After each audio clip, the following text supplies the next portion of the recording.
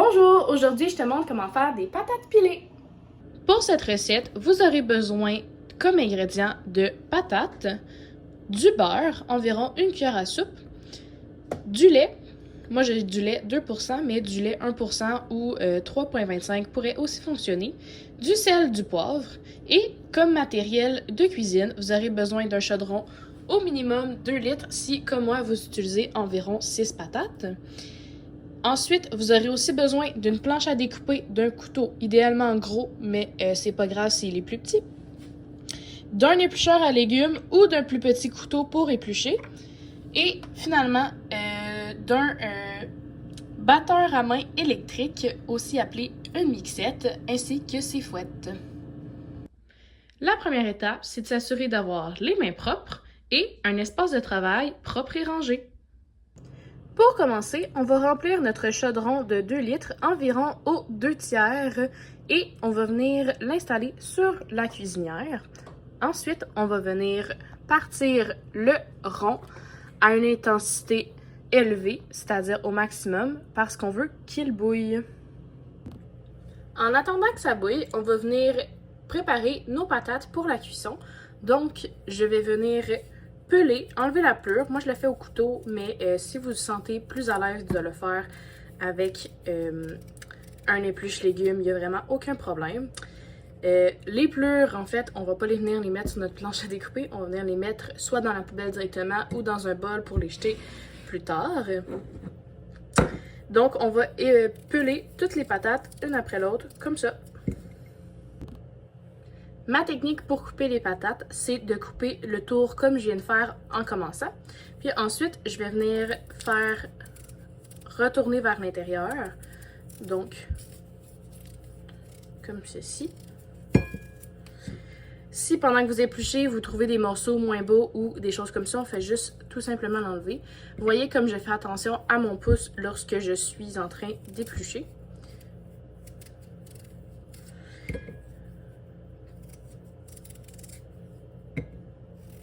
Les premières patates qu'on se pratique, c'est bien évidemment plus difficile, donc c'est possible qu'on enlève trop de pelure comparé à ce qu'on devrait, mais c'est pas de problème, c'est avec la pratique qu'on va devenir meilleur.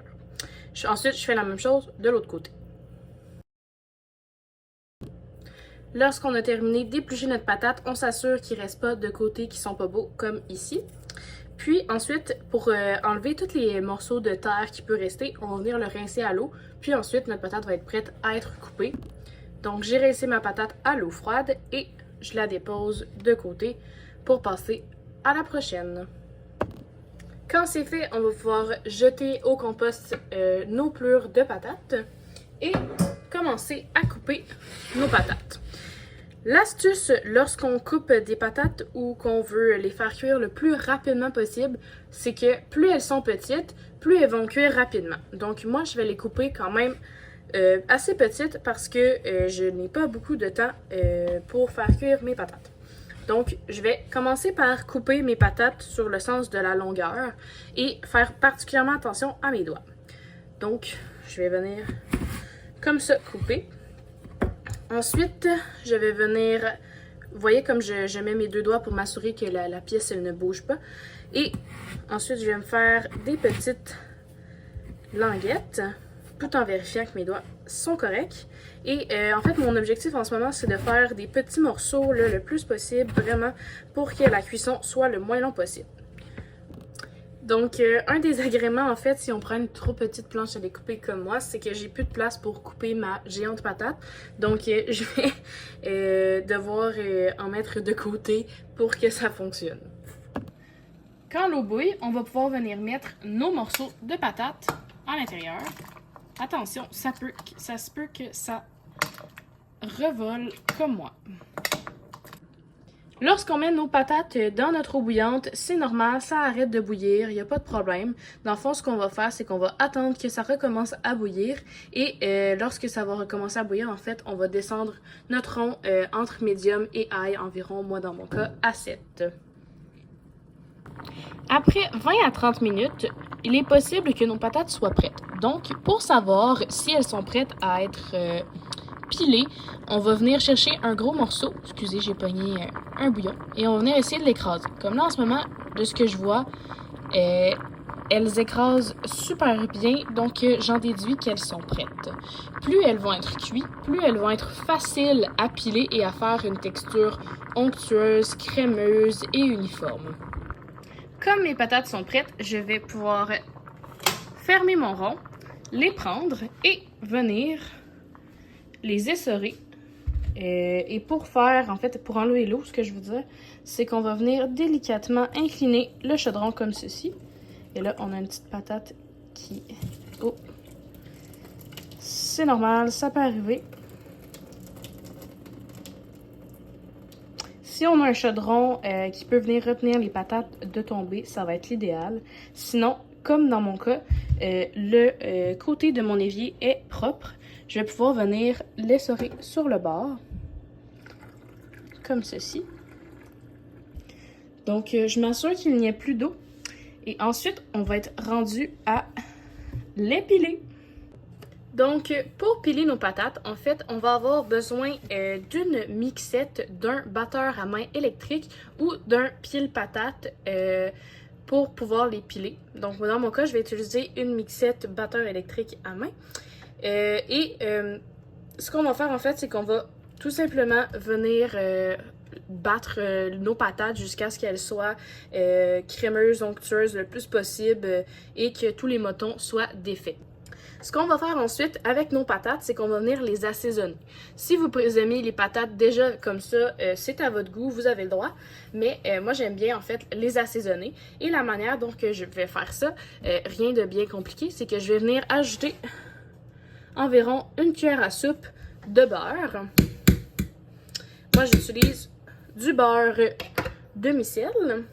Ensuite, je vais venir mettre du sel et du poivre au goût. Donc, du sel, du poivre,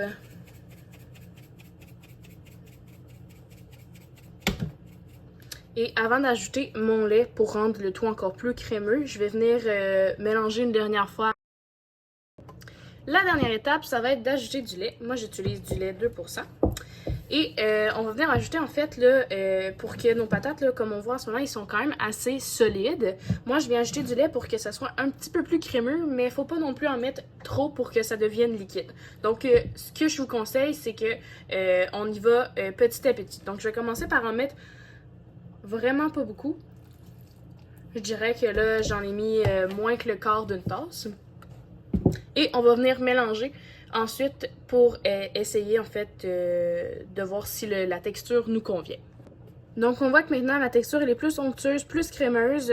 Les patates se tiennent encore mais sont pas autant solides. On voit qu'il y a vraiment du lait d'ajouter. Moi j'aime bien pour l'instant la texture, mais la meilleure manière de savoir, ça va être de goûter pour voir si on a mis suffisamment de beurre, d'épices, de sel, de poivre, de lait, bref, à notre goût. Donc, vous goûtez et vous réajustez. J'ai testé de nouveau et je suis satisfaite du goût. Donc, mes patates sont terminées. Je tiens aussi à vous préciser qu'en fait, si vous auriez voulu des patates qui sont encore plus nutritives, vous auriez pu ajouter des carottes bouillies dedans lorsque c'était l'étape de défaire pour la première fois avec le batteur à main électrique ou mixette. Vous auriez pu en fait mélanger des patates avec des carottes et ça aurait pu donner des patates pilées aux carottes. On peut faire le même principe avec du navet, du rutabaga. Donc ça peut venir vraiment intéressant pour avoir encore plus de légumes dans nos portions. Finalement, voici une fiche résumée des informations que j'ai dites durant cette vidéo à prendre en capture d'écran. Vous pouvez aussi retrouver cette fiche et bien d'autres contenus similaires intéressants sur la page Instagram cuisiner.la.base.